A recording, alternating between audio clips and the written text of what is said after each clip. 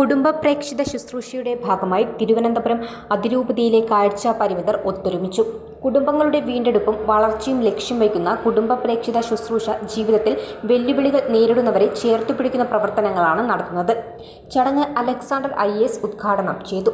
അതിരൂപതയിലെ കാഴ്ച പരിമിതരുടെ ക്ഷേമം ഉറപ്പുവരുത്താനായി ബർത്തിമേയൂസ് എന്ന പേരിൽ കാഴ്ച പരിമിതരുടെ ഫോറം രൂപീകരണത്തിന്റെ പ്രഖ്യാപനവും ഭാവി പ്രവർത്തനങ്ങളും കുടുംബ പ്രേക്ഷിത ശുശ്രൂഷ ഡയറക്ടർ ഫാദർ റിച്ചാർഡ് സക്കറിയ അവതരിപ്പിച്ചു.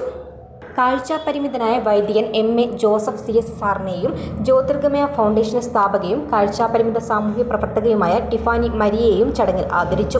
ഞാൻ പറഞ്ഞ തൊഴിൽ, വിദ്യാഭ്യാസം, ആരോഗ്യം, തദ്ദേശ സ്വയംഭരണം, സാമൂഹ്യനീതി, ഈ വകുപ്പുകളെല്ലാത്തിൽ നിന്നും മാറ്റി ഭിന്നശേഷി വിഭാഗത്തിനായിട്ടൊരു വകുപ്പ് രൂപവത്കരിക്കപ്പെടുന്നൊരു സാഹചര്യം സൃഷ്ടിച്ചാൽ ഒരു പരിധി വരെ ഈ പ്രശ്നങ്ങൾ പരിഹരിക്കാൻ പറ്റും. എല്ലാ കൂട്ടായ്മകളും എല്ലാവരും നിരന്തരമായി ആ ഒരു കാര്യത്തിന് ആവശ്യപ്പെടണമെന്നാണ് എൻ്റെ വ്യക്തിപരമായ ഒരു അഭിപ്രായം. മറ്റൊന്ന്, സർക്കാർ UDID കാർഡ്, ഇത് ദേശീയ സർക്കാരിന് മുമ്പിൽ നമ്മൾ RPWD ആക്ട് വരുന്നതിന് മുൻപേ കൊടുത്തൊരു പ്രപ്പോസലാണ്. ഞാൻ പ്രവർത്തിക്കുന്ന NPRD 2010 മുതൽ നിരന്തരം ആവശ്യപ്പെട്ടുകൊണ്ടിരിക്കുക. കാരണം ഒരു ഭിന്നശേഷിയുള്ള ഒരാളുടെ കയ്യിൽ ഒരുപാട് കാർഡുകളുണ്ട്. ഇതൊന്നും ആടിൻ്റെ കഴുത്തിലെ നാട പോലെയാണ്, വലിയ പ്രയോജനമില്ല.